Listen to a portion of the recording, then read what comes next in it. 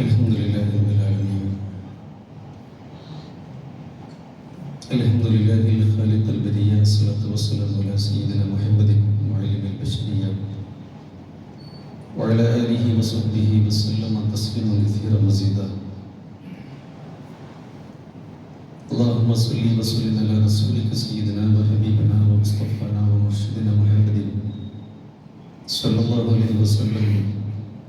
اللهم بارك على محمد وعلى آل محمد كما باركت على إبراهيم وعلى آل إبراهيم في العالمين إنك حميد مجيد.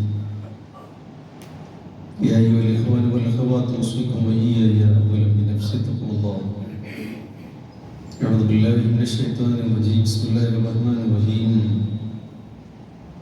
يا أيها الذين آمنوا اتقوا الله ولتنظر نفس ما قدمت لغد واتقوا الله إن الله خبير بما تعملون. صدق الله المولان العظيم. സത്യവിശ്വാസികളായ സഹോദരന്മാരെ, സഹോദരികളെ, കരുണാവാദിയായ നാഥൻ നമ്മെ എല്ലാവരെയും അനുഗ്രഹിക്കുമാറാവട്ടെ. നമ്മുടെ ജീവിതയാത്രയിലെ ഏറ്റവും വലിയ സൽക്കർമ്മങ്ങളിൽ ഒന്നായി നമ്മുടെ ഈ ദീനീ മജ്‌ലിസിനെ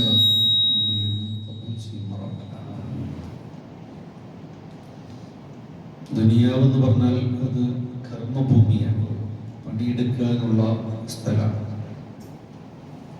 ദുനിയാവിൽ പണിയെടുത്തിട്ട് വേണം സ്വർഗത്തിൽ നമുക്ക് എത്തിപ്പെടാൻ. മസ്റഅത്തുൽ ആഖിറ, ദുനിയാവ് പാരത്രിക ജീവിതത്തിലേക്കുള്ള കൃഷിയിടമായിട്ടാണ് പ്രവാചകൻ തിരുമേനി സല്ലല്ലാഹു അലൈഹി വസല്ലം പഠിപ്പിച്ചിട്ടുള്ളത്. അതുകൊണ്ട് കർമ്മങ്ങൾ അതിൻ്റെ സമയത്ത് ചെയ്തുകൊണ്ട് റബ്ബിൻ്റെ പ്രീതിയും സ്വർഗവും നേടിയെടുക്കാൻ കഴിയുമ്പോഴാണ് ജീവിതം കൊണ്ട് നമ്മൾ വിജയിച്ചവരായി മാറുന്നത്. ഹസൻ ബസ്രി റഹ്മത്തുള്ളാഹി പറഞ്ഞത് ഓരോ ദിവസവും ഇങ്ങനെ വിളിച്ചു പറഞ്ഞുകൊണ്ടിരിക്കുന്നുണ്ട് എന്നാണ്. യാ ഇബ്ന ആദം, അല്ലയോ മനുഷ്യ, അന ഖൽഖുൻ ജദീദുൻ, ഞാൻ പുതിയൊരു സൃഷ്ടിയാണ്. വഅല അമലക ഷഹീദ, ഞാൻ നിന്റെ കർമ്മങ്ങൾക്ക് നാളെ റബ്ബിനോട് സാക്ഷി പറയും. അതുകൊണ്ട് നീ എന്നെ അമൽ സ്വാലിഹാത്തുകൾ കൊണ്ട് നിറക്കണം. വല്ലാഹി, അല്ലാഹുവാണ് സത്യം. ലാ അഊദു ഹത്താ യൗമൽ ഖിയാമ, അന്ത്യനാൾ വരെ ഇനി ഞാൻ തിരിച്ചു വരില്ല. ഇന്നത്തെ പോലുള്ള ഒരു ബുധനാഴ്ച ഇനി നമ്മുടെ ജീവിതത്തിൽ വരാനില്ല. ഇന്നത്തെ ദിവസം കഴിഞ്ഞു പോയി എന്നർത്ഥം. അതുകൊണ്ടാണ് നബി സ്വല്ലല്ലാഹു അലൈഹി വസല്ലം ഒരിക്കൽ പറയുന്നുണ്ട്, നിങ്ങൾ രാവിലെ ആയാൽ വൈകുന്നേരമാകുന്നോ, വൈകുന്നേരമായി കഴിഞ്ഞാൽ പിന്നെ നേരം പുലരുമെന്നോ ഒന്നും പ്രതീക്ഷിക്കേണ്ടതില്ല. കാരണം മനുഷ്യന്റെ ജീവിതം എപ്പോൾ അവസാനിക്കുമെന്നതിനെ കുറിച്ച് ശാസ്ത്രം എത്ര പുരോഗതി പ്രാപിച്ചാലും, മനുഷ്യരിൽ എത്ര സയന്റിസ്റ്റുകൾ ഉണ്ടായാലും, മനുഷ്യൻ എത്രത്തോളം ഉയർന്നാലും വളർന്നാലും അത് അറിയുക സാധ്യമല്ല എന്നുള്ളതാണ്. നാളെ എന്ത് സംഭവിക്കും എന്ന് കൃത്യമായി നിങ്ങൾക്ക് അറിയില്ല. അള്ളാഹു അറിയിച്ചു തന്നിട്ടില്ല, നിങ്ങൾക്ക് പറയാൻ കഴിയില്ല.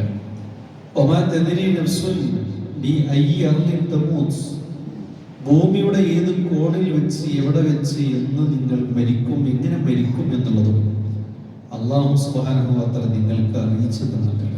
ഹൈദരാബാദിൽ നിന്ന് ഉംറയ്ക്ക് പോയ ആളുകൾ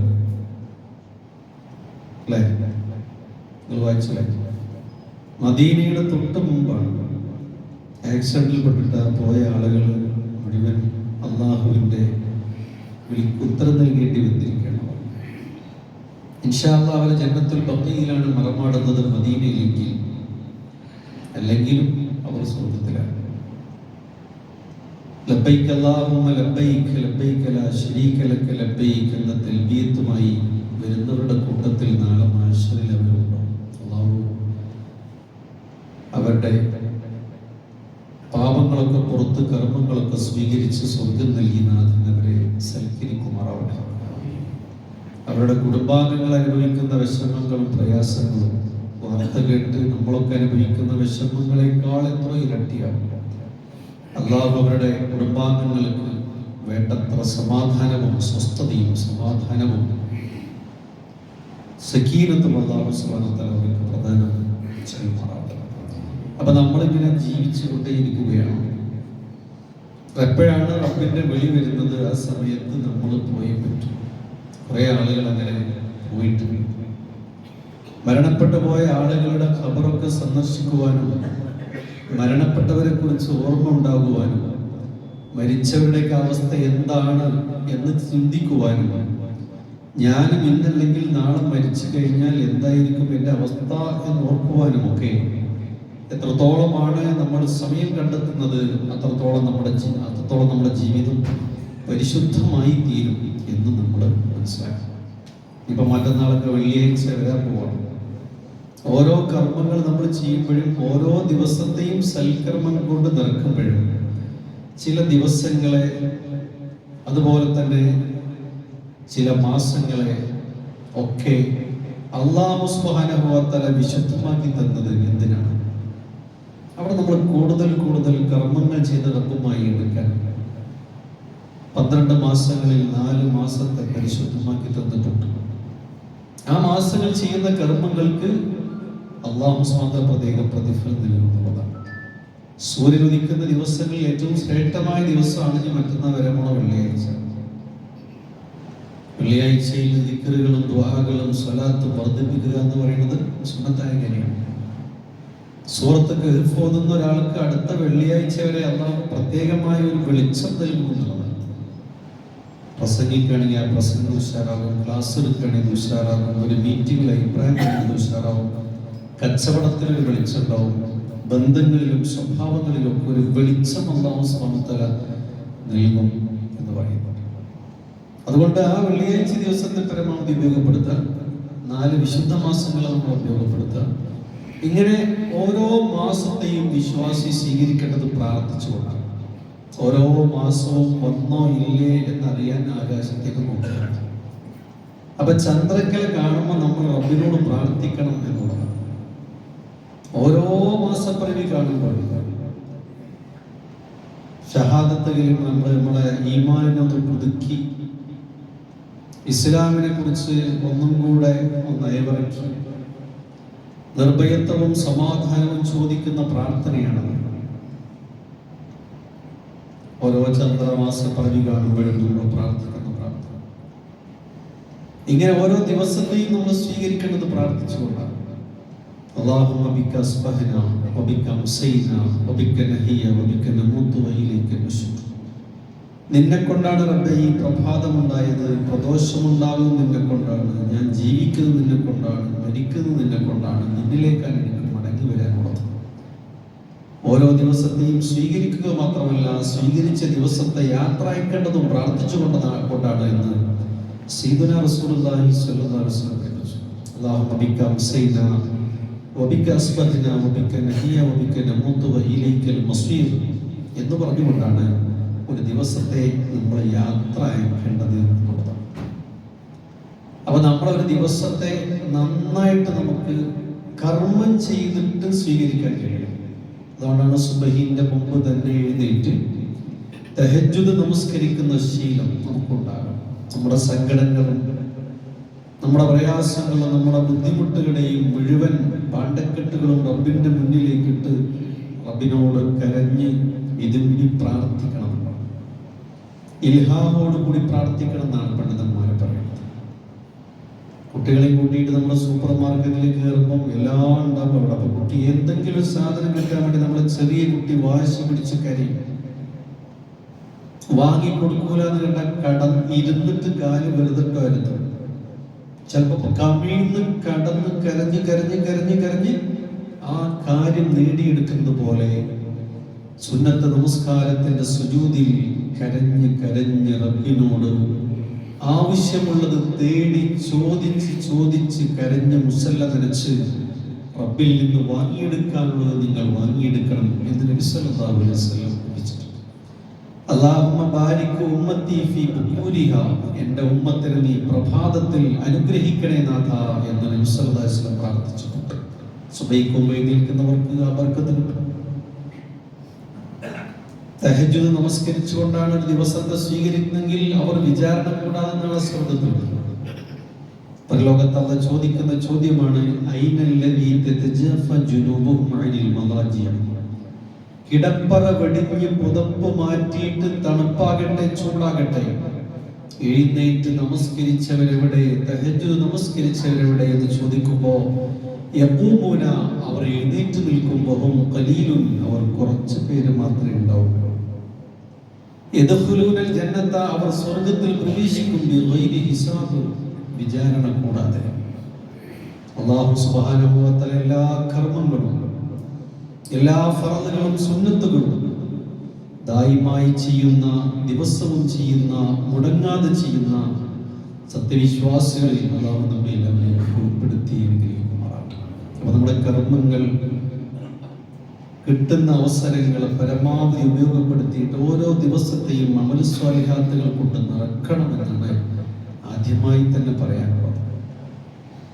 ബാദിറൂ ബിൽ അഅ്മാലി സ്വാലിഹാത്ത്, ബാദിറൂ ബിൽ അഅ്മാലി സ്വാലിഹാത്ത്, നിങ്ങൾ സൽക്കർമ്മങ്ങളിൽ മുന്നേറുവിൻ. ഓണ്ടോ എന്നാ ഞാനുണ്ട്, ഓളുണ്ടോ എന്നാ ഞാനുണ്ട് എന്നല്ല, ഞാൻ സൽക്കർമ്മങ്ങൾ മുന്നേറേണ്ടതുണ്ട് എന്ന മനസ്സോടു കൂടി വേണം നമ്മൾ പോകാൻ.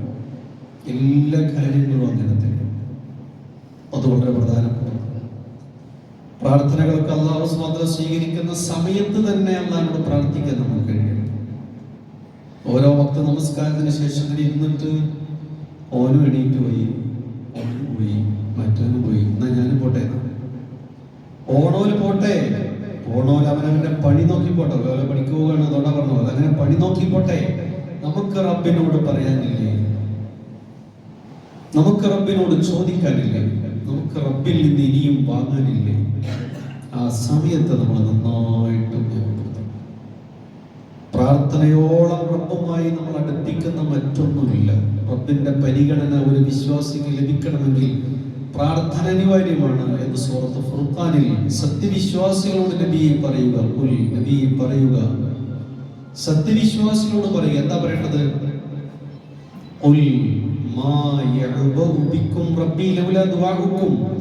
നിങ്ങൾ റബ്ബിനോട് പ്രാർത്ഥിക്കുന്നില്ല എങ്കിൽ റബ്ബ് നിങ്ങളെ പരിഗണിക്കുകയില്ല. റബ്ബിന്റെ പരിഗണന വേണ്ടേ? സ്നേഹം വേണ്ടേ? സംരക്ഷണം വേണ്ടേ? ബർക്കത്ത് വേണ്ടേ? റഹ്മത്ത് വേണ്ടേ? ഈമാനോട് കൂടി മരിക്കണ്ടേ? ഖബർ വിശാലായി കിട്ടണ്ടേ? ഖബർ പ്രകാശപൂരിതമാകണ്ടേ? വലത് കയ്യിൽ അല്ലാഹുമ്മ യമ്മിൻ കിതാബഹു, പടച്ചോനെ ഈ മരിച്ച സഹോദരന്റെ കയ്യിൽ നീ വലത് കയ്യിൽ ഗ്രന്ഥം കൊടുക്കണേ, വയസ്സിർ ഹിസാബഹു, അദ്ദേഹത്തിന്റെ വിചാരണ എളുപ്പാക്കണേ എന്നൊക്കെ പ്രാർത്ഥിക്കുമ്പോ, അങ്ങനെയൊക്കെ പ്രാർത്ഥിച്ച് അതൊക്കെ കിട്ടണമെങ്കിൽ റബ്ബിനോട് നമ്മൾ ചോദിക്കണം. അറബി തന്നെ ചോദിക്കണമെന്നില്ല. അള്ളാഹു എല്ലാ ഭാഷ അല്ലാ കാര്യങ്ങളോട് നമ്മൾ രക്ഷപ്പെട്ടില്ല. അറിയുന്ന ഭാഷയിൽ പ്രാർത്ഥിക്കുക എന്നുള്ളതാണ്. ഇനി ഉമ്മയും ഉപ്പയും തമ്മിൽ, മക്കൾ തമ്മിൽ, കുടുംബങ്ങൾ തമ്മിൽ, അയൽവാസികൾ തമ്മിൽ, നാട്ടുകാർ തമ്മിലൊക്കെ സ്നേഹബന്ധം ഉണ്ടാകാൻ ഏറ്റവും നല്ല വഴി അങ്ങോട്ടും ഇങ്ങോട്ടും പ്രാർത്ഥിക്കുക എന്നുള്ളതാണ്. എൻ്റെ പ്രാർത്ഥനയിൽ നിങ്ങൾ ഉണ്ടാവുക എന്നതും നിങ്ങളുടെ പ്രാർത്ഥനയിൽ ഞാൻ ഉണ്ടാവുക എന്നതുമാണ് എനിക്ക് നിങ്ങളിലുള്ള ഏറ്റവും വലിയ സ്വാധീനം, സ്ഥാനം, നിങ്ങൾക്ക് എന്നിലുള്ള സ്വാധീനം, സ്ഥാനം എന്ന് പറയുന്നത്. നബിയുടെ സ്വഭാവമൊക്കെ അങ്ങനെയാണ്. നബി പ്രാർത്ഥിക്കും, അബൂബക്കറിന് വേണ്ടി പ്രാർത്ഥിക്കും, ഉമറിന് വേണ്ടി പ്രാർത്ഥിക്കും, അലിന് വേണ്ടിയൊക്കെ പ്രാർത്ഥിക്കും. അതോടെ തന്നെ നബി ഒരു കാര്യം പറഞ്ഞാൽ അവർക്ക് ഓരോ അഭിപ്രായക്കാർ. അബൂബക്കറിന്റെ ഒരു അഭിപ്രായം ഒരു മീറ്റിംഗിൽ പറഞ്ഞാൽ നബി അതാണ് അംഗീകരിക്കും. അത് നബിന്റെ അഭിപ്രായമാണ്. അഭിപ്രായ ഐക്യം ഉണ്ടാകുന്നു, പ്രവർത്തന ഐക്യം ഉണ്ടാകുന്നു, കാഴ്ചപ്പാടിൽ ഐക്യം ഉണ്ടാകുന്നു. 10-23 കൊല്ലക്കാലം കൊണ്ട് അള്ളാഹുവിന്റെ ദീനിനെ ഒരു ജീവിത വ്യവസ്ഥയായി അതിന്റെ സാമൂഹിക, സാമ്പത്തിക, രാഷ്ട്രീയ മണ്ഡലങ്ങൾ മുഴുവനും ഒരു രാജ്യത്ത് സമർപ്പിക്കുന്നു, ലോകത്തിന് പരിചയപ്പെടുത്തുന്നു. എന്താ കാരണം? അവര് ഒന്നിച്ചു പോയി, അവർ ഒന്നിച്ച് പ്രാർത്ഥിച്ചിരുന്നു, മനസ്സിലിടം നൽകിയിരുന്നു. ഇങ്ങനെ പറഞ്ഞ അനുയായികൾ ഇങ്ങനെ ഒരിക്കൽ പാറപ്പുറത്തങ്ങനെ നിൽക്കണം. അബിനുമറദാൻ ചോദിച്ചു, എനിക്ക് വേണ്ടി ഇന്നലെ പ്രാർത്ഥിച്ചവരാരൊക്കെയാന്ന് ചോദിച്ചു. അപ്പൊ എല്ലാവരും കൈപൊക്കി. അങ്ങനെ ഓരോരുത്തരും ചോദിച്ചു, എനിക്ക് വേണ്ടി പ്രാർത്ഥിച്ചവരാരൊക്കെയാണ്? എല്ലാവരും കൈപൊക്കി. എന്നിട്ട് അബിനുമറദാൻ പറയണത്, എൻ്റെ ഉപ്പയും, എൻ്റെ ഉപ്പ പറഞ്ഞാൽ ഉമറുൽ ഫാറൂഖ് റളിയല്ലാഹു അൻഹു നബിയൊക്കെ ഇങ്ങനെയായിരുന്നു. അപ്പൊ കർമ്മമണ്ഡലങ്ങളിൽ ഏറ്റവും നന്നായി നമ്മളെ സ്വാധീനിക്കേണ്ടതും നമ്മൾ ചെയ്യേണ്ടതും നമ്മൾ പ്രാവർത്തികമാക്കേണ്ടതുമാകുന്ന ഇബാദത്താണ് ദുആ എന്ന് പറയുന്നത്. ദുആ ഇബാദത്തായതുകൊണ്ട് റബ്ബിനോട് മാത്രമേ, എല്ലാ ഇബാദത്തിന് അർഹൻ അല്ലാഹ് മാത്രമായതുകൊണ്ട് അല്ലാഹുവിനോടാണ് നമ്മൾ പ്രാർത്ഥിക്കേണ്ടത്. പരിശുദ്ധ ഖുർആനൊക്കെ ഇങ്ങനെ വായിക്കുമ്പോഴേ റബ്ബന എന്ന് കാണും. അവർ 4-5 ഓതിക്കൊണ്ടിരുന്നത് ഒരു പ്രാർത്ഥനകാരൻ. റബ്ബന ഹതത്തൊക്കെയില്ലേ, ഇപ്പൊ റബ്ബന എന്ന് കാണുമ്പോൾ അവർ 4-5 ഓതിക്കൊണ്ടിരുന്നത് പ്രാർത്ഥന. ഗൾഫിൽ നിന്ന് ഒരാൾ വിളിച്ചിട്ട് പറഞ്ഞു, ഏതൊക്കെ ആളുകൾ എൻ്റെ ബിസിനസ് സാമ്രാജ്യത്തിലേക്ക് വരുന്നുണ്ട്, എന്തോ കണക്കെടുപ്പിന് വരികയാണ്, കുറെ ഫയലൊന്നും കാണാനുമില്ല, ഒരു വന്നാൽ എന്താവും അവസ്ഥ നിൽക്കല്ല, ഞാൻ ആകെ ബേജാറിലാണ്, നിങ്ങൾ പ്രാർത്ഥിക്കണം കേട്ടോ എന്ന് എനിക്ക് വിളിച്ചു. അപ്പൊ ഞാൻ ചോദിച്ചു, നിങ്ങൾ കഴിഞ്ഞ വെള്ളിയാഴ്ച സൂറത്ത് ഗൾഫ് ഓതിയില്ലേ? ഓതിക്കണം. അതല്ല വെള്ളിയാഴ്ച വന്നിട്ടുണ്ട്, അല്ല 10-ാമത്തെ ആയത്തിന് പറ്റൂല. നിങ്ങളെ പ്രശ്നത്തിലുള്ള പരിഹാരമാണോ 10-ാമത്തെ ആയത്ത്?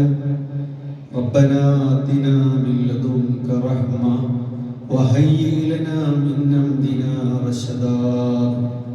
പടച്ചോനെ, നിന്റെ എല്ലാ കാരുണ്യം നീ ഞങ്ങൾക്കൊണ്ട, ഞങ്ങളെ എല്ലാ കാര്യങ്ങളും നീ നേരെയാക്കിക്കൊണ്ട. അപ്പൊ അതാണ് ഓതിപ്പോയാ പോരാ. അപ്പൊ ആ റബ്ബന നിലങ്ങൾ 4-5 ഓതുക, എന്നിട്ട് ആമീന്നൊക്കെ നമ്മളെന്നോട് പറയാം. ഞാൻ പറഞ്ഞെങ്കിൽ മനസ്സിലാണ്ടോ എന്ന് വിചാരിക്കണം. ഒന്നും അറിയാത്തവരാണെന്ന് വിചാരിച്ചിട്ട് പറയാൻ നേരല്ലട്ടത്, നിങ്ങൾക്ക് ഇതിലേക്കാട്ടിൽ വിവരം ഉണ്ടാവും. പക്ഷെ ഇത് നമ്മൾ അശ്രദ്ധമായി പോകാതിരിക്കാൻ വേണ്ടി പറയാം. അപ്പൊ നന്നായിട്ട് പടച്ചോനോട് ഇങ്ങനെ ചോദിക്കുക, എല്ലാ കാര്യങ്ങളും അല്ലാഹു ശരിയാക്കി. സ്വന്തം മോളെ ചേർത്ത് പിടിച്ച് നബി സല്ലല്ലാഹു അലൈഹി വസല്ലം ഫാത്തിമ ബിബി റളിയല്ലാഹു അൻഹയോട് പറഞ്ഞിട്ടുണ്ട്, മോളെ രാവിലെയും വൈകുന്നേരം മറക്കാതെ ഉപ്പാന്റെ കുട്ടി പ്രാർത്ഥിക്കണം. ഏതാ പ്രാർത്ഥന? യാ ഹയ്യു യാ ഖയ്യൂം ബിറഹ്മതിക അസ്തഗീസു. എന്താ അർത്ഥം? എന്നെന്നും ജീവിച്ചിരിക്കുന്നവനും കാര്യങ്ങൾ കൈകാര്യം ചെയ്യുന്ന പടച്ചോനെ, നിന്റെ കാരുണ്യം കൊണ്ട് ഞാൻ നിന്നോട് ചോദിക്കുകയാണ്. എന്താ ചോദിക്കുന്നത്? എന്റെ എല്ലാ കാര്യം നീ ശരിയാക്കിക്കൊണ്ട് റബ്ബേ. വലാ തകിൽനി ഇലാ നഫ്സി തുർഫത ഐൻ. കണ്ണിമ വെട്ടുന്ന സമയം പോലും എന്റെ കാര്യം ഏൽപ്പിക്കരുത്. ഞാൻ ദുർബലനാണ് റബ്ബേ. നോക്കിക്കള, നമുക്ക് നമ്മുടെ സ്റ്റാറ്റസ് ഒക്കെ തന്നെയല്ലേ, ഞാൻ ഇപ്പൊ ദുർബലനാണ്, ഞാനൊക്കെ ഏതാ ആള്. റസൂൽ പറയാം മോളോട്, മോളെ അങ്ങനെ പ്രാർത്ഥിക്കണം, കണ്ണിമ വെട്ടുന്ന സമയം പോലും എന്റെ കാര്യം ഏൽപ്പിക്കരുത്, ഞാൻ ഒന്നിനും കൊള്ളാത്തവനാണ്, ഞാൻ ദുർബലനാണ്, ഞാൻ അശക്തനാണ് എന്ന് പ്രാർത്ഥിക്കണം. ആ പ്രാർത്ഥന ബലിയാന്യതനാക്കുന്നു, നമ്മൾ ഒന്നുമല്ല എന്ന് ബോധം ഉണ്ടാക്കുന്നു, ഒരു സൃഷ്ടാവുണ്ട് എന്ന് ബോധം ഉണ്ടാക്കുന്നു, റബ്ബ് നമ്മളെ കൂടെ ഉണ്ട് എന്നുള്ള ബോധം ഉണ്ടാക്കുന്നു. അപ്പൊ നമ്മുടെ കർമ്മമണ്ഡലങ്ങളെ ഉഷാറാക്കിയെടുക്കാൻ നമുക്ക് കഴിയണം. ഉത്തരം കിട്ടും എന്ന ഉറച്ച വിശ്വാസത്തോടെ വേണം അള്ളാഹുവിനോട് നമ്മൾ പ്രാർത്ഥിക്കാൻ.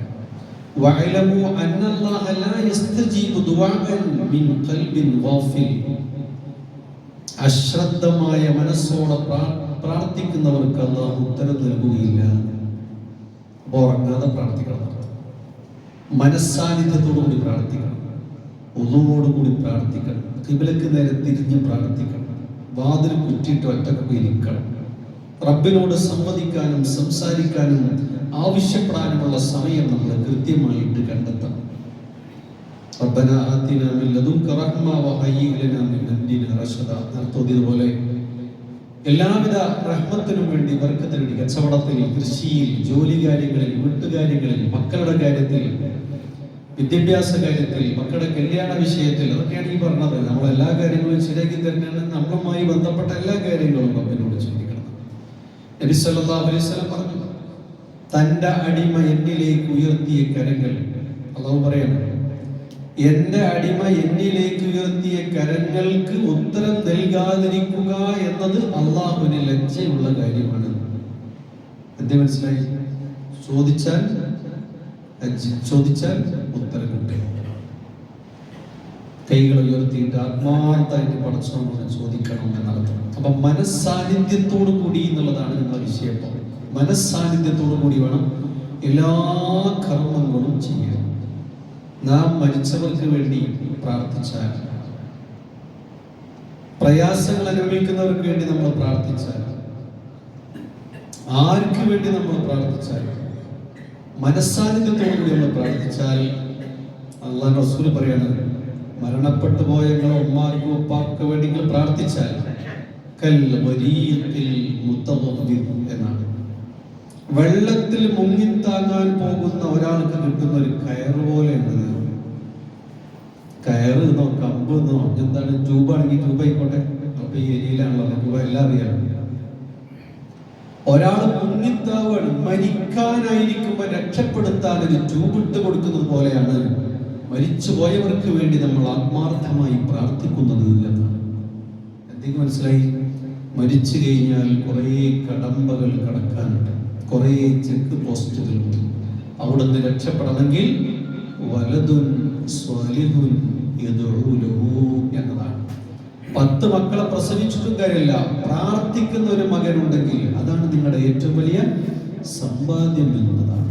എനിക്ക് നാളെ കരുത്തു നൽകുന്ന ഒരു മകനെങ്കിലും ഉണ്ട് എന്ന് വിശ്വസിച്ചുകൊണ്ട് വേണം നമ്മൾ മരിച്ചു പോകാൻ കണ്ണടക്കാൻ. ലോകത്തെ ഏറ്റവും വലിയ ഇസ്ലാമിക പ്രബോധകനാകുന്ന ഡോക്ടർ സാക്കിർ നായിക്കിന്റെ പിതാവ് കരീം നായിക്കിനോട് ആളുകൾ ചോദിച്ചു, നിങ്ങളെ ഏറ്റവും വലിയ സൗഭാഗ്യം എന്താണ്? അദ്ദേഹം പറഞ്ഞു, നിങ്ങൾ ഇവിടുന്ന് ചോദിച്ചാലും അല്ലാഹ് പരലോകത്ത് ചോദിച്ചാലും എനിക്ക് ഒരൊറ്റ ഉത്തരമേ ഉള്ളൂ, അതെന്റെ മകൻ ഡോക്ടർ സാക്കിർ നായിക്കാണ്. മക്കളെങ്ങനെ ആലോചിക്കും? മക്കള്, പേരക്കുട്ടികൾ, എത്ര ആളുകൾ ഉണ്ടാവും മരിച്ചു കഴിഞ്ഞാൽ നമുക്ക് വേണ്ടി പ്രാർത്ഥിക്കാൻ. മുങ്ങിത്താകുന്ന ഖബറിലെ ശിക്ഷക്ക്, അത് അനുഭവിക്കുന്ന പ്രയാസങ്ങൾ അനുഭവിക്കുന്ന നമുക്ക് കൂട്ടുകിട്ടാൻ, നമുക്ക് സന്തോഷമുണ്ടാകാൻ, നമുക്ക് സമാധാനം നൽകാൻ എത്ര മക്കൾ നമ്മളെ കൂടെ നമുക്ക് വേണ്ടി പ്രാർത്ഥിക്കാൻ ഉണ്ടാകും എന്ന് നമ്മൾ ചിന്തിക്കും. അപ്പൊ നമ്മൾ മറ്റുള്ളവർക്ക് വേണ്ടി പ്രാർത്ഥിച്ചാൽ വേറെ ഹദീസാണ്, നിങ്ങൾ മറ്റുള്ളവർക്ക് വേണ്ടി പ്രാർത്ഥിച്ചാൽ നിങ്ങൾക്ക് വേണ്ടി പ്രാർത്ഥിക്കുന്ന ഒരു ജനതയെ അല്ലാഹു സൃഷ്ടിക്കും. ഞാൻ നിങ്ങൾക്ക് വേണ്ടി പ്രാർത്ഥിക്കുന്നുണ്ട്, നിങ്ങളതൊന്നും കേൾക്കണില്ല, അറിയണില്ല. ഞാൻ കോട്ടക്കലല്ലേ, നിങ്ങൾ എനിക്ക് വേണ്ടി പ്രാർത്ഥിക്കുന്നുണ്ട്, ഞാൻ കേൾക്കണില്ല, അറിയണില്ല. അങ്ങനെ ഒരു സ്വഭാവം കർമ്മതലങ്ങളിൽ നമുക്കിടയിൽ ഉണ്ടായാൽ നമുക്ക് നമ്മുടെ മരണശേഷവും പ്രാർത്ഥിക്കുന്ന ജനത ഉണ്ടായിക്കൊണ്ടേയിരിക്കുന്നു. 2 സഹോദരന്മാരൊരിക്കലും ഒരു ദ്വീപിൽ അകപ്പെട്ടില്ല. ദ്വീപിൽ അകപ്പെട്ടു എന്ന് മാത്രമല്ല, ഇവർക്ക് അവിടുന്ന് രക്ഷപ്പെട്ടെങ്കിൽ ഒരു തോണി വരുന്നു. ഭക്ഷണം കഴിക്കാൻ നല്ല വിശപ്പെട്ടപ്പോൾ ഭക്ഷണം വേണം. 2 പേരും ഇങ്ങനെ മുഖത്തോട് മുഖം നോക്കിയിട്ട് പറഞ്ഞു, എന്താണ് ചെയ്യുക, പടച്ചവനോട് പ്രാർത്ഥിക്കാൻ. ഒരാൾ ദ്വീപിന്റെ കിഴക്ക് ഭാഗത്തും ഒരാൾ പടിഞ്ഞാറ് ഭാഗത്ത് ഇരുന്നിട്ട് പടച്ചവനോട് പ്രാർത്ഥിക്കാൻ. പടിഞ്ഞാറ് ഭാഗത്തിരുന്ന ആളുടെ പ്രാർത്ഥന പടച്ചവൻ സ്വീകരിച്ച് ഭക്ഷണമൊക്കെ കിട്ടി. മാത്രമല്ല ഒരു തോണി അവിടെ വന്നു. അയാൾ ആ തോണി കയറി ഇങ്ങനെ പോകുമ്പോൾ കിഴക്ക് ഭാഗത്തിരിക്കണ കൂട്ടുകാരൻ ചോദിച്ചു, എടാ നമ്മൾ തമ്മിൽ ചങ്കല്ലേ, കൂട്ടുകാരല്ലേ, ഇതെന്താ എന്നെ കയറ്റാത്ത വെച്ചു. എന്റെ പ്രാർത്ഥനക്ക് അല്ലാഹു ഉത്തരം നൽകി, നിന്റെ പ്രാർത്ഥനക്ക് ഉത്തരം നൽകുമ്പോൾ എനിക്ക് തോണി ഭക്ഷണമൊക്കെ വരും, ഞാൻ ഇപ്പൊ പോവുകയാണ്. ആ സമയത്ത് ആകാശത്ത് വിളിച്ചു പറയുന്നത് കഥയുണ്ടത്, സഹോദര, നീ നിന്റെ കിഴക്ക് ഭാഗത്തിരിക്കുന്ന കൂട്ടുകാരനെ കയറ്റി പോകുന്നില്ലെങ്കിൽ വലിയൊരു പാപമാകും. കാരണം കിഴക്ക് ഭാഗത്തിരുന്ന് പ്രാർത്ഥിച്ച കൂട്ടുകാരന്റെ പ്രാർത്ഥന ഇതായിരുന്നു, എന്ത്? പടച്ചറബേ, പടിഞ്ഞാറ് ഭാഗത്തിരുന്ന് പ്രാർത്ഥിക്കുന്ന എന്റെ കൂട്ടുകാരന്റെ ദുആ നീ സ്വീകരിക്കണേ എന്ന് മാത്രമായിരുന്നു എന്റെ പ്രാർത്ഥന. ഒരു കഥയാണെങ്കിലും എനിക്ക് കാര്യമില്ലേ. അപ്പൊ ആരും പ്രാർത്ഥന ചെറുതാക്കണ്ട. മുറല്ലാവർക്ക് നബിയോട് ചോദിച്ചു, ഞാന് അടുത്ത ആഴ്ച ഉംറക്ക് പോകണമെന്ന് ആഗ്രഹിക്കുന്നുണ്ട്, എന്താണ് നിങ്ങൾ അനുവാദം തരുമോ? ഞാൻ പോട്ടെ എന്ന് ചോദിച്ചു. നേതൃത്വത്തോട് ചോദിച്ചിട്ടാണ് അതിന് വരെ പോകല്. അപ്പൊ നബി സല്ലല്ലാഹു അലൈഹി വസല്ലം പറഞ്ഞു, പോയിക്കോ പറയാൻ, പക്ഷെ പ്രാർത്ഥനയിൽ എന്നെ മറക്കരുത്. അപ്പൊ മുറല്ലാൻ പറയണേ, എന്റെ ജീവിതത്തിൽ അത്രയൊരു ത്രില്ല് ഉണ്ടായിരുന്നു വിഷയക്കുണ്ടായില്ല, നബിക്ക് വേണ്ടി ഞാൻ പ്രാർത്ഥിച്ചു. അങ്ങനെ മുതലാണ് ഈ പ്രാർത്ഥന വസിയത്തായി മാറുന്നത്. പ്രാർത്ഥിക്കൊണ്ടിയാണെങ്കിൽ നമ്മള് അപ്പൊ പ്രാർത്ഥിക്കണം എന്ന് മാത്രമല്ല, ചെയ്യുന്നതൊക്കെ മനസ്സാന്നിധ്യത്തോടു കൂടിയിട്ട് നമ്മൾ ചെയ്യണം എന്നാണ്. ധിക്കാരികളായ ശത്രുക്കൾക്കെതിരെ പ്രാർത്ഥിച്ചുകൊണ്ടേയിരിക്കണം എന്നുള്ളതാണ്. നമ്മൾ കുറെ കാലം ഫലസ്തീനിൽ വേണ്ടി പ്രാർത്ഥിച്ചു, അല്ലേ? താൻ ചെയ്ത കുറ്റം എന്താണെന്നറിയാതെ ജയിലറകളിൽ കഴിയുന്ന ധാരാളം ആളുകളുണ്ട്, അവർക്ക് വേണ്ടി നമ്മൾ പ്രാർത്ഥിക്കണം. ഭരണാധികാരികളുടെ അക്രമങ്ങളെയും അനീതികളെയും ചോദ്യം ചെയ്തതിന്റെ പേരിൽ ജീവിതം നഷ്ടപ്പെട്ട കുറെ ആളുകൾ ലോകത്തിന്റെ വിവിധ ഇടങ്ങളിൽ ജയിലറകളിലുണ്ട്. വിചാരണ പോലും ലഭിക്കാതെ എന്താ ചെയ്ത കുറ്റമെന്നറിയാതെ എല്ലാവർക്കും വേണ്ടി പ്രാർത്ഥന. ശത്രുക്കൾക്ക് വേണ്ടി നടത്തേണ്ട പ്രാർത്ഥനയെ കുറിച്ച് പറഞ്ഞത് നബി പറഞ്ഞത്, അല്ലാഹുമ്മ ഇന്നാ നജ്അലുക ഫീ നൂരിഹിം വനഊദു ബിക മിൻ ശുറൂരിഹിം. അല്ലാഹുവേ, ഇസ്ലാമിന്റെ ശത്രുക്കളുടെ കഴുത്തുകളെ നിന്നെ ഞങ്ങൾ ഏൽപ്പിക്കുന്നു. വെട്ടേ തളർത്തേ വഹിച്ചത് എന്ത് കൊടുത്താലും പോലെ ഞങ്ങളതെല്ലാം കൊട്ടാൻ പോണില്ല എന്നാണ് പോയ പ്രശ്നമാണ്. അവരുടെ എല്ലാ ഷർറിൽ നിന്നും ഞങ്ങൾ നിന്നോട് അഭയം തേടുന്നു. അവിടെയാണ് പ്രാർത്ഥന വിശ്വാസിയുടെ ആയുധമാണ് എന്ന് നമ്മൾ മനസ്സിലാക്കണം. അപ്പൊ മനസ്സാന്നിധ്യത്തോടു കൂടി പ്രാർത്ഥിക്കുക എങ്കിൽ ഉത്തരം കിട്ടും എന്നുള്ളതാണ്. നൂഹ് നബി അലൈഹി സ്വലാത്തു വസ്സലാമിന്റെ പ്രാർത്ഥന കൊണ്ട് ശത്രുക്കൾ താണ്ഡവമാടിയിരുന്ന നാടിനെ അല്ലാഹു സുബ്ഹാനഹു വ തആല നശിപ്പിച്ചിട്ടുണ്ട്. ബദറിന്റെ തലേ ദിവസം നബി സല്ലല്ലാഹു അലൈഹി വസല്ലം സുജൂദിൽ കിടന്ന് പ്രാർത്ഥിച്ചു. അല്ലെ, മക്കത്ത് മദീനയിലേക്ക് നമ്മൾ ഉംറയ്ക്കൊക്കെ പോകുമ്പോൾ മദീന ബദർ വഴി പോകുമ്പോൾ ശരിക്കും ആ ഭാഗത്തൊരു പള്ളി തന്നെ നബി സുജൂദിൽ കിടന്ന് പ്രാർത്ഥിച്ച് ഉത്തരം കിട്ടിയതിൻ്റെ ഒരു തെളിവിനായിട്ട് അവിടെ വലിയൊരു പള്ളി ഉണ്ടാക്കി വെച്ചിട്ടുണ്ട്. ഉത്തരം കിട്ടി. പ്രാർത്ഥന ദീനിന്റെ തൂണാണ് എന്ന് നമ്മൾ മനസ്സിലാക്കണം. ആകാശഭൂമിയിലെ വെളിച്ചമാണ്. ഭയത്തോടും ഭക്തിയോടും കൂടി അള്ളാഹുവിനെ ഓർക്കുകയും റബ്ബിനോട് നമ്മൾ പ്രാർത്ഥിക്കുകയും ചെയ്യണം. വാക്കുകൾ ഉച്ചത്തിലാക്കരുത്. രാവിലെയും വൈകുന്നേരമൊക്കെ പ്രാർത്ഥിക്കണം. വലിയ ഒച്ചത്ത് പ്രാർത്ഥിക്കുന്നതുമാണ്. കാരണം അള്ളാഹു കണ്ട നാടിയേക്കാൾ സമീപസ്ഥനാണ്. ആയത്ത് അവസാനിക്കുന്നത് അശ്രദ്ധ കാണിക്കുന്നവരിൽ നിങ്ങൾ ആവരുത്. പ്രാർത്ഥിക്കുന്നുണ്ടാവും, ആത്മീയൊക്കെ പറയുന്നുണ്ടാവും, പ്രാർത്ഥന ഇങ്ങനെ ഈ ശീലമായിട്ട് അങ്ങനെ പ്രാർത്ഥിക്കണ്ടാവും. പക്ഷെ മനസ്സാന്നിധ്യമില്ലാതെ പ്രാർത്ഥിക്കരുത് എന്നാണ് ഇതൊക്കെ പറഞ്ഞിട്ട് ദിവസം മാത്രം. അപ്പൊ ഓരോ ദിവസവും നമ്മള് നേരത്തെ പറഞ്ഞ പോലെ പ്രാർത്ഥിച്ചുകൊണ്ട് സ്വീകരിക്കുക, പ്രാർത്ഥിച്ചുകൊണ്ട് യാത്ര അയക്കുക. ഈ സമയത്തൊക്കെ മനസ്സാന്നിധ്യം എന്ന് പറയുന്നത് നമ്മുടെ എല്ലാ കർമ്മങ്ങളിലും ഉണ്ടാകണം എന്ന് നമ്മൾ പ്രത്യേകം മനസ്സിലാക്കാൻ വേണ്ടിയിട്ടാണ് അത്രയും പറഞ്ഞത്.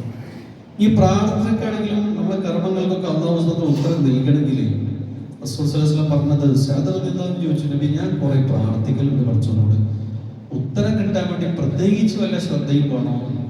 അവൻ നബി സ്വല്ലല്ലാഹു അലൈഹി വസല്ലം പറഞ്ഞു, യാ സഅദ് അത്വിബു മത്അമക, നീ നിന്റെ ഭക്ഷണം നന്നാക്കണം, ഹലാലായ മാർഗ്ഗേന സമ്പാദിച്ചുകൊണ്ട് വേണം റബ്ബിലേക്ക് കൈ ഉയർത്താൻ എന്ന്. ഇബ്നുൽ ഖയ്യിം റഹിമഹുല്ലാഹ് പറയാണ്, അത്ലുബു ഖൽബക സലാസത മവാത്തിൻ, 3 സ്ഥലത്ത് നിന്റെ ഹൃദയമുണ്ടോ എന്ന് നീ പരിശോധിക്കണം. 3 സന്ദർഭങ്ങളിൽ 3 സ്ഥലത്ത് നിന്റെ ഹൃദയമുണ്ടോ, നിനക്ക് മനസ്സാന്നിധ്യമുണ്ടോ എന്ന് നീ നന്നായിട്ട് ആലോചിക്കണം. ഒന്ന്, ഖുർആനൊക്കെ കേൾക്കുമ്പോൾ മനസ്സാന്നിധ്യത്തോടു കൂടിയിട്ടാണോ ഖുർആൻ കേൾക്കല്, അതോ ഉറങ്ങി തൂങ്ങിയിട്ടാണോ കേൾക്കല്, വെറുതെ അങ്ങനെ ഇരിക്കലാണോ? അപ്പൊ മനസ്സാന്നിധ്യത്തോടു കൂടി വേണം ഖുർആൻ കേൾക്കാൻ. ഒരു ഖുർആൻ ക്ലാസ്സിൽ പങ്കെടുക്കുകയാണെങ്കിലും സ്റ്റഡി ക്ലാസ്സിൽ പങ്കെടുക്കുകയാണെങ്കിലും ഉറങ്ങാതെ വേണം അത് കേൾക്കാൻ. ആ ആള് ഓതുന്നത്, ക്ലാസ് എടുക്കുന്ന ആൾ ഓതുന്നത് മൂപ്പര വചനങ്ങളല്ലല്ലോ, അല്ലാഹുവിന്റെ വചനങ്ങളാണ്. അലി ഇബ്നു അബീ ത്വാലിബ് റളിയല്ലാഹു അൻഹു പറയാണ്, റബ്ബിനോട് സംസാരിക്കാൻ എനിക്ക് കൊതിയായാൽ ഞാൻ രണ്ടരക്കാത്ത് നിസ്കരിക്കും. റബ്ബിന്റെ സംസാരങ്ങൾ കേൾക്കണം എന്ന് കൊതിയായാൽ ഞാൻ ഖുർആൻ തോന്നും. അപ്പൊ ഖുർആൻ എന്തിനാ പാരായണം ചെയ്യണത്? പടച്ച റബ്ബിന്റെ സംസാരം നമ്മൾ മനസ്സിലാക്കാൻ. നിസ്കരിക്കണം എന്തിനാ? പടച്ചോണ്ട് അങ്ങോട്ട് സംസാരിക്കണം, നിസ്കാരം എന്ന് പറയുന്നത്. രണ്ടാമത്തത് പറഞ്ഞത് വഫീ മജാലിസിൽ ദിക്രി, അല്ലാഹുവിനെ കുറിച്ച് പറയുന്ന സദസ്സിൽ മനസ്സാന്നിധ്യത്തോടു കൂടി കേൾക്കണം. അപ്പൊ ഖുത്ബയൊക്കെ ഉറങ്ങാതെ കേൾക്കണം. എത്ര ചിന്തിച്ചാൽ ഒരു വെള്ളിയാഴ്ച മുതൽ അടുത്ത വെള്ളിയാഴ്ച വരെ റഫർ എഴുതി ആറ്റി കുറുക്കി നിങ്ങൾക്ക് മനസ്സിലാകുന്ന രീതിയിൽ അത് ക്യാപ്സൂൾ ആക്കി ആ പുസ്തകത്തിൽ എഴുതി അത് നോട്ടീസത്തൊക്കെ എഴുതി അവിടുന്ന് ഡയറിക്ക് പകർത്തിയിട്ടൊക്കെ ഖുത്ബ നടത്തണം. അങ്ങനെ ഒരു ഖുത്ബ കേൾക്കുന്ന സമയത്ത്, ദീനി ക്ലാസ്സുകളിൽ ഖുത്ബ കേൾക്കുന്ന സന്ദർഭത്തിൽ നിങ്ങളുടെ ശരീര സാന്നിധ്യം കൊണ്ട് കാര്യമില്ല, മനസ്സാന്നിധ്യമുണ്ടോ എന്ന് നിങ്ങൾ പരിശോധിക്കണം എന്ന് നമ്മോട് പറയാണ് ആര്? ഇബ്നുൽ ഖയ്യിം റഹിമഹുല്ലാഹ് പറയാണ്. മൂന്നാമത്തെ സന്ദർഭം ഏതാറിയോ? വഫി ഔഖാത്തിൽ ഖൽവ, അല്ലാഹുവിനെ ഓർക്കാൻ വേണ്ടി ഒഴിഞ്ഞിരിക്കുന്ന സമയങ്ങളിൽ അഥവാ പ്രാർത്ഥിക്കുന്ന സമയങ്ങളിൽ. ഈ 3 സമയങ്ങളിലും നിങ്ങൾക്ക് മനസ്സാന്നിധ്യമില്ലെങ്കിൽ, നിങ്ങൾ ഗഫലത്തിലാണെങ്കിൽ, അശ്രദ്ധമായിട്ടാണെങ്കിൽ, ഈ 3 ഇടങ്ങളിലും നിങ്ങൾക്ക് മനസ്സാന്നിധ്യമില്ലെങ്കിൽ ഫസ്അലില്ലാഹ അൻ യമുന്ന അലൈക ബിഖൽബിൻ, നിങ്ങൾ റബ്ബിനോട് ഒരു ഹൃദയത്തിന് വേണ്ടിയിട്ട് പ്രാർത്ഥിക്കണം. ഫഇന്നഹു ലാ ഖൽബ ലക, കാരണം നിനക്ക് ഹൃദയമില്ല. ഹൃദയമില്ല ഉണ്ടെങ്കിൽ മനസ്സുണ്ടെങ്കിൽ മനസ്സാന്നിധ്യം ഉണ്ടാവുമല്ലോ. മനസ്സില്ല, എനിക്ക് ഹൃദയമില്ല. പണ്ഡിതൻ പറയാണ്, അള്ളാഹുനോട് നീ ചോദിക്കണം നിനക്കൊരു ഹൃദയം തരണേ എന്നാണ്. കാരണം എന്താ? നിനക്ക് ഹൃദയമില്ലാത്തത് കൊണ്ടാണ് നീ മനസ്സാന്നിധ്യത്തോടു കൂടി കേൾക്കാത്തത് എന്നതാണ്. അപ്പോ പരിശുദ്ധ ഖുർആൻ പറയുന്നുണ്ടല്ലേ, വലഖദ് റഅയ്നാ ജഹന്നമ കസീറൻ മിനൽ ജിന്നി വൽ ഇൻസി ലഹും ഖുലൂബുൻ ലാ യഫ്ഖഹൂന ബിഹാ വലഹും അഅ്യുനുൻ ലാ യുബ്സിറൂന ബിഹാ വലഹും ആദാനുൻ ലാ യസ്മഊന ബിഹാ ഉലൈക കൽ അൻആം ബൽ ഹും അദൽ ഉലൈക ഹുമുൽ ഗാഫിലൂൻ. എന്താ അർത്ഥം? ജിന്ന് വർഗത്തിൽ നിന്നും മനുഷ്യവർഗത്തിൽ നിന്നും ധാരാളം ആളുകളെ നാം നരകത്തിന് വേണ്ടി സൃഷ്ടിച്ചിട്ടുണ്ട്. അത് ഉമ്മാന്റെ ഗർഭപാത്രത്തിൽ അങ്ങനെ കിടക്കണം, 4-ാം മാസം തീരുമാനിച്ച കാര്യമല്ലേ പറയുന്നത്. എന്താ ഇവിടെ പ്രത്യേകത? അവർക്ക് നാം കാതുകൾ കൊടുത്തിട്ടുണ്ട്. കാതുകൾ കൊണ്ട് അള്ളാന്റെ ആയത്തുകൾ അവർ കേൾക്കേണ്ട വിധം കേൾക്കുകയില്ല, കണ്ണുകൊണ്ട് കാണേണ്ടതൊന്നും കാണുകയില്ല. ഖുർആനിൽ നോക്കി അവർക്ക് മകൻ ഗൾഫിൽ നിന്ന് അയച്ച കാശ് ബാങ്കിൽ നിന്ന് പോയി എണ്ണി വാങ്ങുമ്പോൾ നല്ല തെളിച്ചുണ്ടാവും കണ്ണിന്. നോക്കാണികളെ ഒരു ഖുർആൻ ക്ലാസ്സിന്റെ പരിപാടിക്ക് പോകാൻ മുട്ടുകാരന് ഭയങ്കര പ്രശ്നമാണ്. ഏതെങ്കിലും ഗ്രൗണ്ടിൽ കളി കാണാൻ പോകാൻ മുട്ടുകാരന് ഭയങ്കര ആഫിയതയായിരിക്കും. തമാശ പറയില്ല, അങ്ങനെയൊക്കെ. അപ്പൊ കണ്ണുകൊണ്ട് കാണുന്നത് കാണൂല, കാതുകൊണ്ട് കേൾക്കേണ്ടത് കേൾക്കൂല, ഹൃദയം കൊണ്ട് മനസ്സാന്നിധ്യത്തോടു കൂടി കേൾക്കേണ്ടതൊന്നും കേൾക്കുകയില്ല. ഉലൈക കൽ അൻആം, അവർ മൃഗങ്ങളെ പോലെയാണ്. ബൽ ഹും അദൽ, അതിനേക്കാൾ മോശക്കാരാണ്. ഉലൈക ഹുമുൽ ഗാഫിലൂൻ, എന്തിനാ ജനിച്ചത്, എന്തിനാ ജീവിച്ചത്, എന്തിനാ നമസ്കരിച്ചത്, എന്തിനാ പ്രാർത്ഥിച്ചത്, എന്തിനാ ദാനം ചെയ്തത്, എന്തിനാ ധർമ്മം ചെയ്തത്, എന്തിനാ വിവാഹം കഴിച്ചത്, എന്തിനാ എനിക്ക് മക്കളെ കിട്ടിയത്, എന്തിനാ എനിക്ക് എന്റെ മാതാപിതാക്കൾ, എന്തിനാ എനിക്ക് അയൽവാസികൾ, ഒന്നിനെ കുറിച്ച് ഒരു ശ്രദ്ധിക്കാറ്. ആകെ ശ്രദ്ധ. ഇങ്ങനെ ശ്രദ്ധയോട് ജീവിക്കുന്ന ആളുകളൊക്കെ സ്വർഗത്തിൽ വന്നാൽ അവസ്ഥ ചോദികൾ അതുപോലൊക്കെ നരകത്തിൽ പോലൊക്കെ നല്ല. അതുകൊണ്ടാണ് അല്ലാഹു സുബ്ഹാനഹു വ തആല അവരൊക്കെ നരകാവകാശികളാണ് എന്ന് പറയാനുള്ള കാരണം. അതുകൊണ്ട് നമ്മൾ എന്ത് ചെയ്യണം? കർമ്മങ്ങൾ കുറെ ചെയ്യുക എന്നതല്ല, നമ്മൾ മനസ്സാന്നിധ്യത്തോടു കൂടി എന്ത് ചെയ്യണം? നമ്മുടെ കർമ്മങ്ങൾ ചെയ്യാൻ നമുക്ക് സാധിക്കേണ്ടതുണ്ട്. മാത്രമല്ല, എന്ത് കാര്യം നമ്മൾ ചെയ്യുകയാണെങ്കിലും ഏറ്റവും പ്രധാനപ്പെട്ടത് നമ്മുടെ ലക്ഷ്യം എന്തായിരിക്കണം? പരലോകവും അവിടുത്തെ വിജയവും ആയിരിക്കണം എന്ന് നമ്മൾ പ്രത്യേകമായിട്ട് മനസ്സിലാക്കണം. പരലോക വിജയം അതായിരിക്കണം നമ്മുടെ ലക്ഷ്യം. പടച്ചവനോടൊപ്പം നമ്മൾ പ്രാർത്ഥിക്കുമ്പോഴാണ് നമ്മളിങ്ങനെ ജീവിച്ചുകൊണ്ടിരിക്കുകയാണ് ഈ ദുനിയാവിൽ. ഉന്നതമായ മഹത്തായ ഒരു സംസ്കാരത്തിന്റെയും ഉന്നതമായ ഒരു ആദർശത്തിന്റെയും ഒക്കെ ആളുകളാണ് നമ്മൾ എന്ന് പറയുന്നത്. സിബ്ഗത്തല്ലാഹ്, നമ്മളെക്കുറിച്ച് ഖുർആൻ പറഞ്ഞതാണ് സിബ്ഗത്തല്ലാഹ് വമൻ അഹ്സനു മിനല്ലാഹി സിബ്ഗ വനഹ്നു ലഹു അബിദൂൻ. നമ്മളെക്കുറിച്ച് അല്ലാഹ് പറയാണ്, അവർ അള്ളാഹുവിന്റെ വർണ്ണം സ്വീകരിച്ചവരാണ്. അഥവാ ദീനിനെ കുറിച്ചാണ് ഈ പറയുന്നത്. ആ ദീനിനെ സ്വീകരിച്ചവരെക്കാൾ ഏറ്റവും നല്ല വർണ്ണം സ്വീകരിച്ചവരാരുണ്ട്?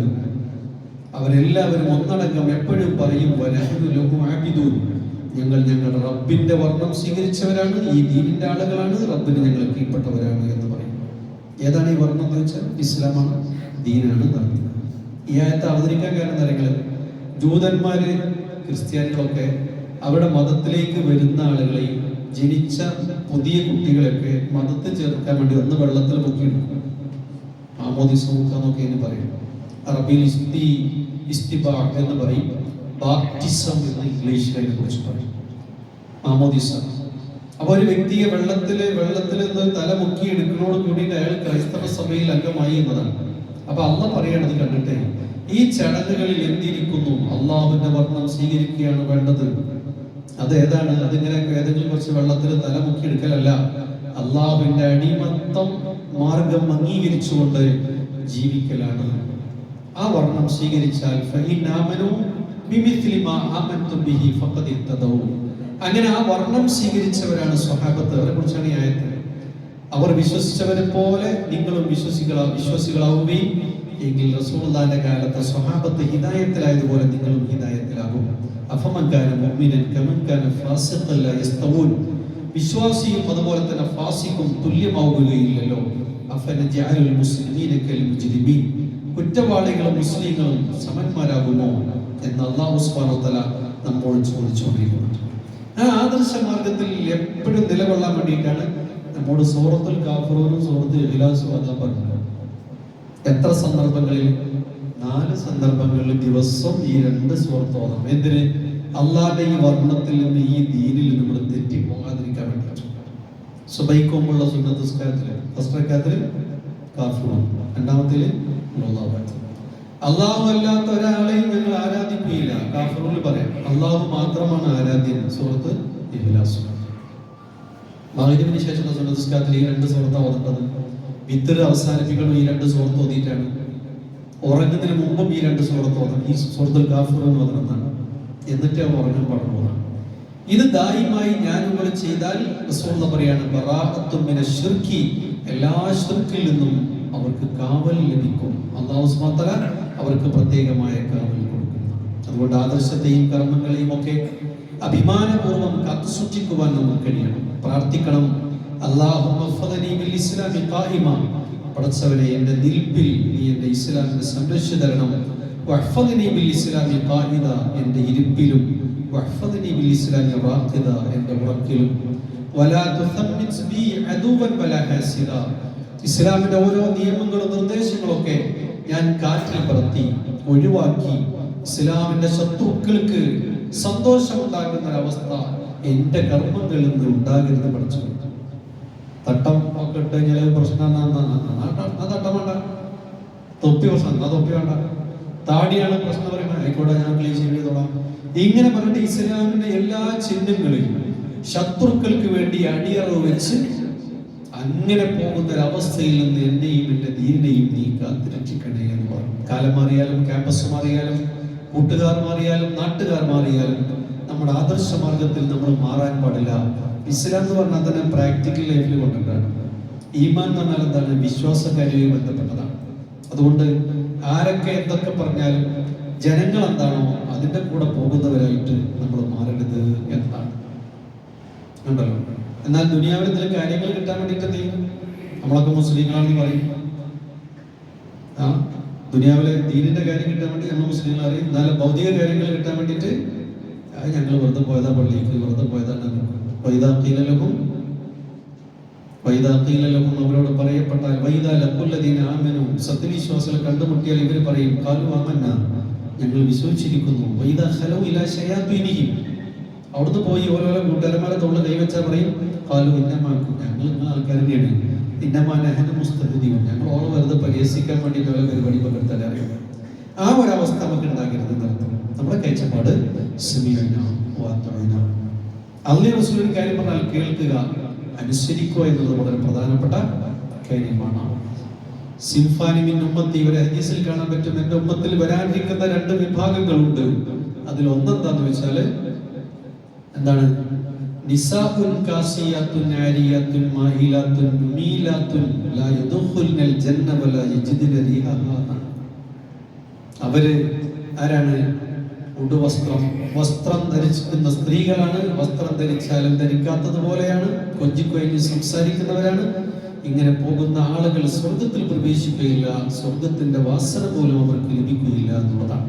പ്രിയപ്പെട്ട ഉപ്പമാരും ഉമ്മമാരും സഹോദരന്മാരും സഹോദരിമാരൊക്കെ നമ്മളെ കുട്ടികൾക്ക് നരകം വാങ്ങിക്കൊടുക്കുന്ന ഡ്രസ്സ് വാങ്ങിക്കൊടുക്കരുത്. മഫ്ത കണ്ടിട്ട് ഞാൻ എൻ്റെ കുട്ടികളൊക്കെ പറയും, മദ്രസയിലെ കുട്ടികളൊക്കെ തന്നെ സ്കൂളിലെ കുട്ടികളൊക്കെ പറയും, എന്തൊരു ചൂട് പുകയെന്നറിയോ, മഫ്തട്ടാല് തലക്കൊക്കെ ഭയങ്കര ചൂടാണ്. ഞാൻ അവരോട് പറയില്ല തരങ്ങള്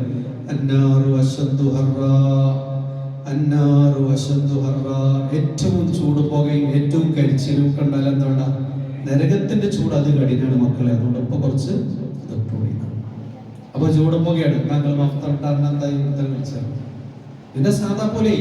അപ്പൊ നമ്മൾ ജനങ്ങളുടെ ഒപ്പമല്ല, അതിനെ എതിരെ നിന്നുകൊണ്ട് ജീവിക്കാൻ കഴിയണം. അഥവാ നമ്മുടെ ഐഡന്റിറ്റി, നമ്മുടെ പേഴ്സണാലിറ്റി എന്ന് പറയുന്നത് വളരെ പ്രധാനപ്പെട്ടതാണ്. ഒക്കെ പറയാനേ പറ്റുള്ളൂ. ഒരാളെയും കഴുത്തിന് പിടിക്കാനോ ചങ്കിന് പിടിക്കാനോ നിർബന്ധിച്ച് തട്ടടിക്കാനോ ഇസ്ലാമികമായ കൾച്ചർ പ്രാക്ടീസ് ചെയ്യാനൊന്നും പറയാൻ നബിക്ക് വരെ അള്ളാഹ് അനുവാദം കൊടുത്തിട്ടില്ല. പിന്നുണ്ടോ ഖത്തീബിനും ബാധിക്കും? ആർക്കും ഒരു അനുവാദമില്ല. ഇല്ലാമത്തവല്ല അവക്ക് ഫർദ് കേട്ടിട്ടൊക്കെ ഞാൻ പിന്തിരിഞ്ഞാണ് നിങ്ങൾ പോണെങ്കിൽ പോയിക്കോളി. പക്ഷെ അള്ളാന്റെ ശിക്ഷ അതികഠിനമാണ്. ഇന്ന ഇലൈന ഇയ്യാബഹും ഓലക്കന്റെ അടുത്തേക്കാണ് വരുന്നത് എന്നുള്ള പറയണം. ഇന്ന അലൈന ഹിസാബഹും സുമ്മ ഇന്ന അലൈന ഹിസാബഹും, അവിടെ വിചാരണയും എൻ്റെ അടുത്താണ് എന്നാണ്. അവിടെ നമ്മൾ എന്ത് ചെയ്യണം?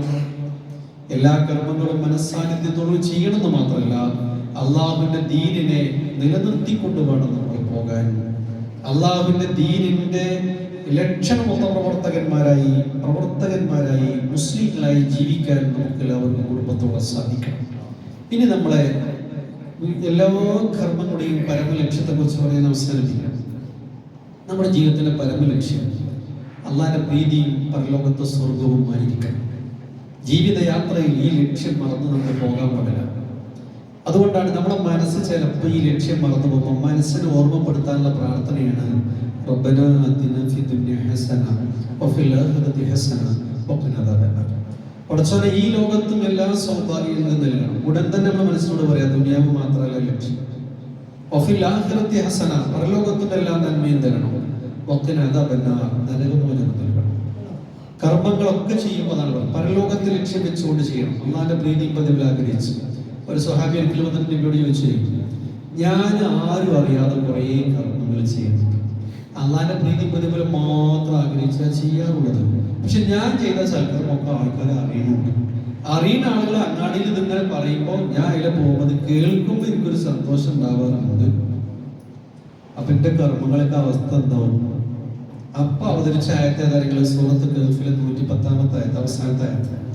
ഖുൽ ഇന്നമാ അന ബശറും മിസ്ലുകും യൂഹാ ഇലയ്യ അന്നമാ ഇലാഹുകും ഇലാഹുൻ വാഹിദ് ഫമൻ കാന യർജു ലിഖാഅ റബ്ബിഹി ഫൽയഅമൽ അമലൻ സ്വാലിഹാ വലാ യുശ്രിക് ബിഇബാദതി റബ്ബിഹി അഹദാ.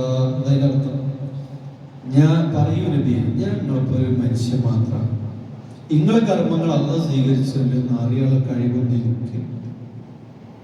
അള്ളാഹു ഏകനാണ് എന്നൊക്കെ പറയണ വഹി എനിക്ക് വരുന്നുണ്ട്. അത്ര തന്നെ അള്ളാഹിനെ നാളെ കണ്ടുമുട്ടണം, രക്ഷപ്പെടണം എന്നുള്ള ആളുകൾ കർമ്മങ്ങളിൽ ശിർക്ക് ചെയ്യാതെ, അഥവാ ഇബാദത്തിൽ ശിർക്ക് ചെയ്യാതെ ജീവിക്കട്ടെ.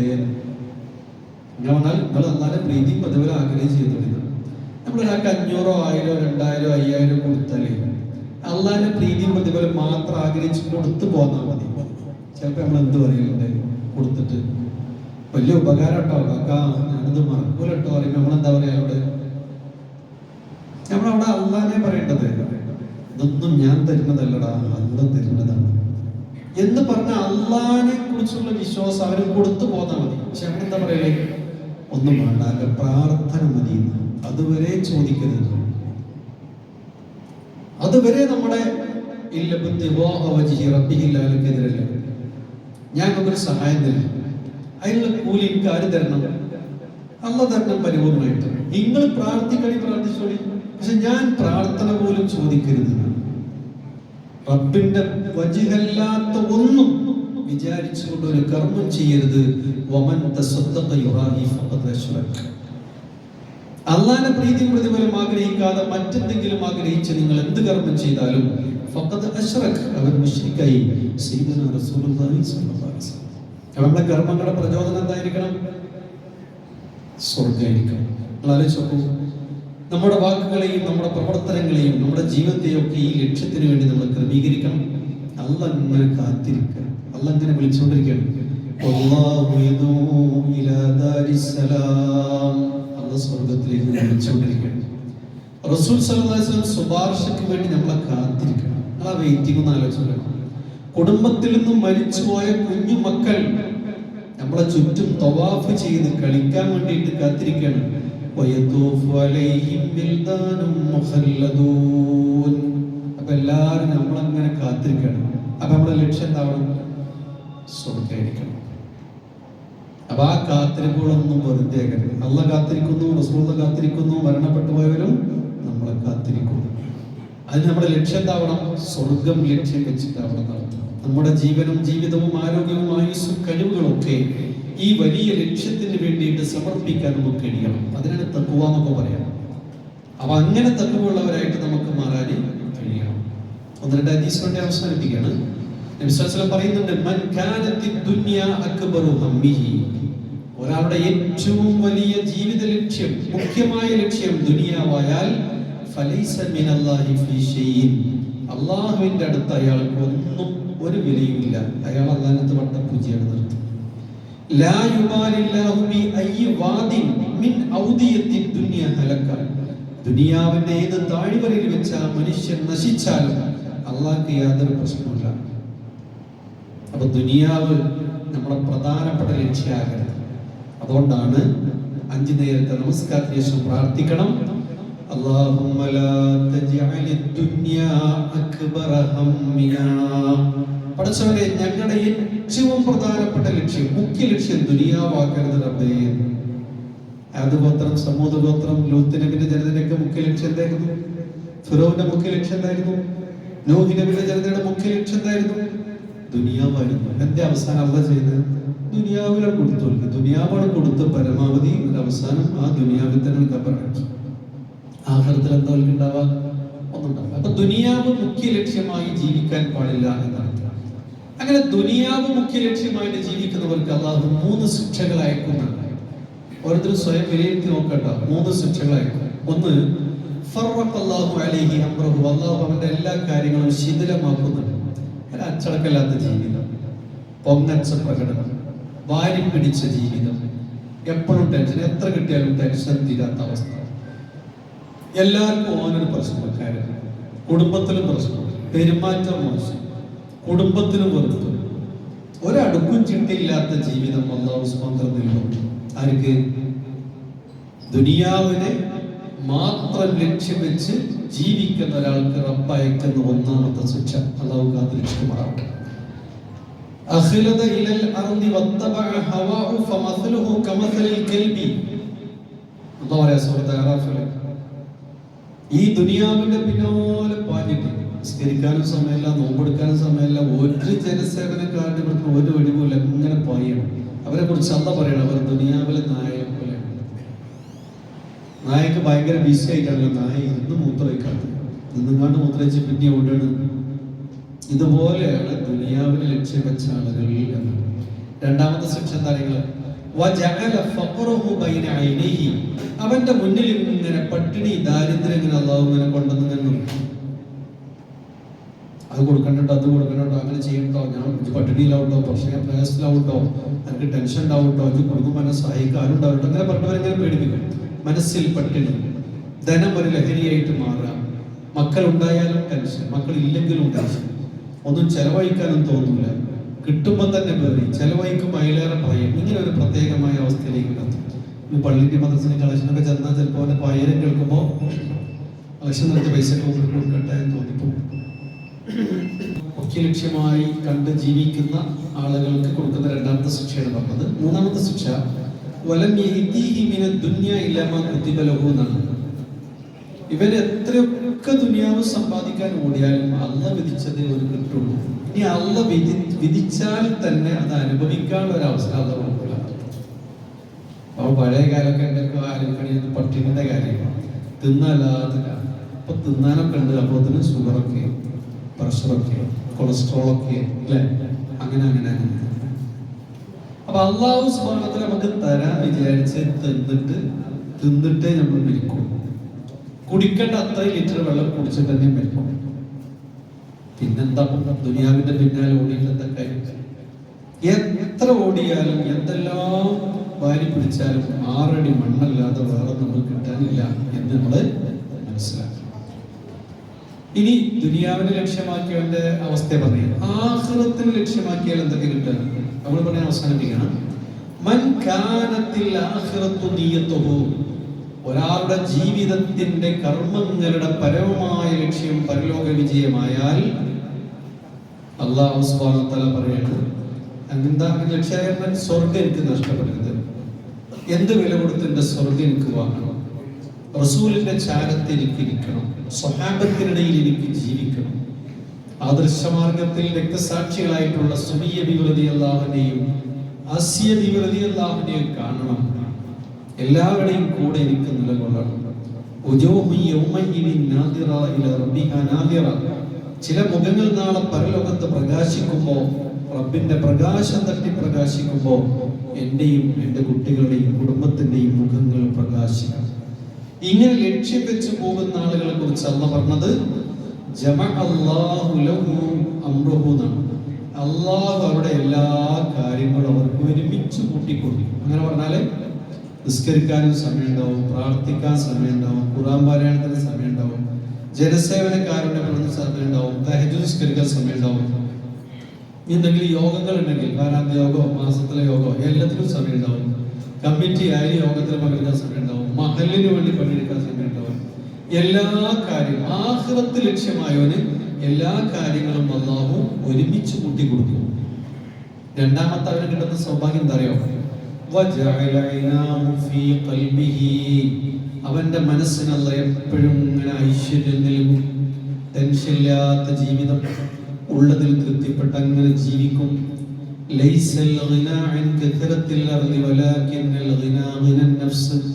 കുറെ പാടം പറമ്പും ഷോപ്പിംഗ് മാളുകൾ ഉണ്ടാകലല്ല ഐശ്വര്യം. ഐശ്വര്യം എന്ന് പറഞ്ഞാൽ മനസ്സംതൃപ്തിയാണ്, അതവർക്ക് ഉണ്ടാവും.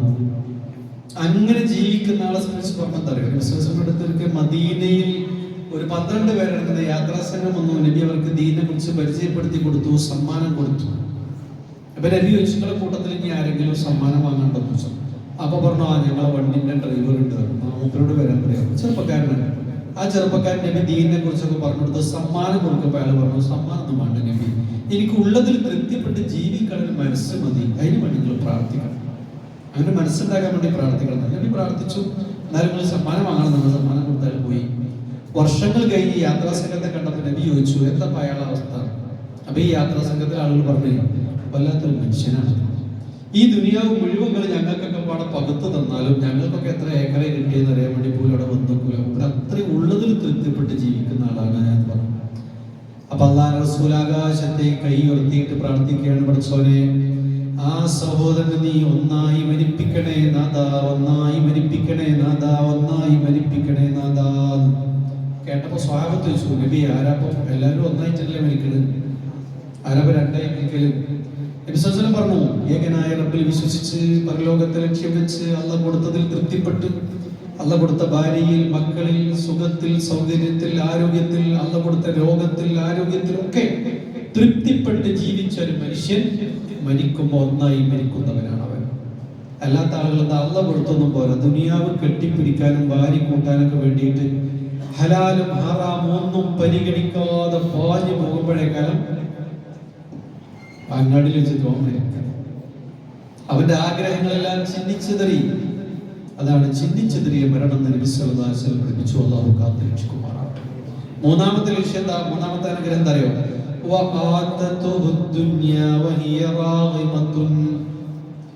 ദുനിയാവ് അയാളെ മുന്നിലുണ്ട്. ഓൻ ദുനിയാവിന്റെ പിന്നാലെ പോണ്ട, ദുനിയാവിലെ എല്ലാ സൗഭാഗ്യങ്ങളും വരും. അവരുടെ കച്ചവടത്തിലാണെങ്കിലും, മക്കളെ വിഷയത്തിലാണെങ്കിലും, ഈ വിദ്യാഭ്യാസ വിഷയത്തിലാണെങ്കിലും, എന്ത് വിഷയത്തിലാണെങ്കിലും ദുനിയാവ് കണ്ട് അയാൾ പോകാതെ തന്നെ ദുനിയാവ് അയാളെ മുന്നിൽ അല്ലാഹു ഇങ്ങനെ കൊണ്ടു കൊടുക്കുന്നു.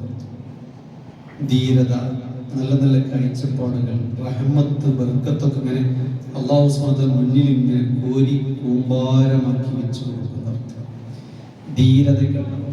ഈ ഫലസ്തീനികളെ കുറിച്ച് പഠിക്കുമ്പോൾ നിങ്ങൾ ചിന്തിച്ചു നോക്കിയാൽ അവരെ ആകെ മുഖ്യ ലക്ഷ്യം എന്താ? ദുനിയാവ്, ആഖിറത്ത് മാത്രം ലക്ഷ്യം വെച്ചിട്ടാണ്.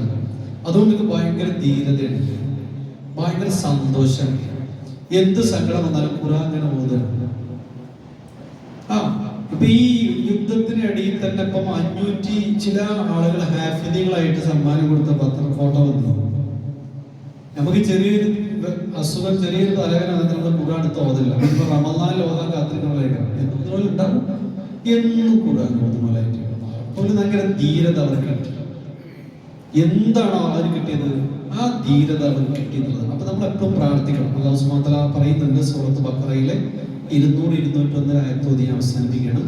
فإذا قضيتم مناسككم فاذكروا الله كذكركم آباءكم أو أشد ذكرا ഹജ്ജ് കർമ്മങ്ങളൊക്കെ കഴിഞ്ഞതിന് ശേഷം അത് പൂർത്തീകരിച്ചാൽ നിങ്ങൾ എന്ത് ചെയ്യണം? പിന്നീടുള്ള ജീവിതത്തിലും അള്ളാനെ കൂടുതൽ നിങ്ങളെ വാപ്പാരൊക്കെ അള്ളാനെ ഓർത്തിനേക്കാൾ ഉഷാറായി ഓർക്കണം. അവരിൽ ഒരു വിഭാഗം, ജനങ്ങളിൽ ഒരു വിഭാഗമുണ്ട്, അവർ പ്രാർത്ഥിക്കുന്നത് ഞങ്ങൾക്ക് ദുനിയാവ് കൊണ്ടാ. അവർക്ക് അതുകൊണ്ട് ആഖിറത്തിൽ അല്ലാഹു ഒന്നും കൊടുക്കില്ല. എന്നാൽ അവരിൽ തന്നെയുണ്ട് മയ്യഖൂലു, പറയുന്ന ഒരു വിഭാഗം ആളുകൾ, റബ്ബനാ ആതിനാ ഫിദ്ദുനിയാ ഹസന വഫിൽ ആഖിറതി ഹസനതൻ വഖിനാ അദാബന്നാർ. പടച്ചവനേ, ഈ ദുനിയാവിലും ആഖിറത്തിലും നീ ഞങ്ങൾക്ക് നന്മ നൽകണം, എല്ലാ ഹസനാത്തുകളും നൽകണം. ഖബറിൽ നിന്ന്, നരകത്തിൽ നിന്ന്, നരകശിക്ഷയിൽ നീ ഞങ്ങളെ കാത്തുരക്ഷിക്കണേ എന്ന് പ്രാർത്ഥിക്കുകയും ചെയ്യുന്നതാണ്. അപ്പൊ കർമ്മങ്ങളിൽ മുന്നേറുക, മനസ്സാന്നിധ്യത്തോടു കൂടി കർമ്മം ചെയ്യുക. ദുനിയാവിനൊക്കെ ലക്ഷ്യമാക്കരുത്, ആഖിറത്തിനെ ലക്ഷ്യമാക്കി മുന്നോട്ട് പോകാനേ കഴിയണം. അല്ലാഹു അതിനെ നമുക്ക് തൗഫീഖ് നൽകി അനുഗ്രഹിക്കുമാറാവട്ടെ, ഈമാൻ വർദ്ധിപ്പിച്ചു തരുമാറാവട്ടെ, ഇസ്ലാമിനുള്ള മഹബത്ത് അല്ലാഹു നിലനിർത്തുമാറാവട്ടെ. നമ്മുടെ മക്കൾക്കും മക്കളെ നമുക്കും അല്ലാഹു കഴിവുകൾ പ്രദാനം ചെയ്യുമാറാവട്ടെ. നമ്മിൽ നിന്ന് മരണപ്പെട്ടു പോയവർക്ക് അല്ലാഹു മഗ്ഫിറത്തും റഹ്മത്തും പ്രദാനം ചെയ്യുമാറാവട്ടെ. നമ്മുടെ എല്ലാ ഇബാദത്തുകളും അല്ലാഹു ഖബൂൽ ചെയ്യുമാറാവട്ടെ. മനസ്സാന്നിധ്യത്തോടു കൂടി എല്ലാ കർമ്മങ്ങളും ചെയ്യാൻ അല്ലാഹു സൗഭാഗ്യം നൽകുമാറാവട്ടെ. പിശാചിന്റെ ശർറിൽ നിന്ന് അല്ലാഹു നമ്മെ എല്ലാവരെയും കാത്തുരക്ഷിക്കുമാറാവട്ടെ. നമുക്കിടയിൽ സ്നേഹവും സാഹോദര്യവും കാരുണ്യവും അല്ലാഹു നിറച്ചു തരുമാറാവട്ടെ. എല്ലാ ദീനീ മജ്ലിസിലും, എല്ലാ ദീനീ ക്ലാസ്സുകളിലും പരമാവധി മനസ്സാന്നിധ്യത്തോടുകൂടി പങ്കെടുക്കാനും എല്ലാം കേൾക്കാനും അത് ജീവിതത്തിൽ പകർത്താനും സമൂഹത്തിൽ പടർത്താനും ഒക്കെ അല്ലാഹു നമുക്ക് തൗഫീഖ് പ്രദാനം ചെയ്യുമാറാവട്ടെ.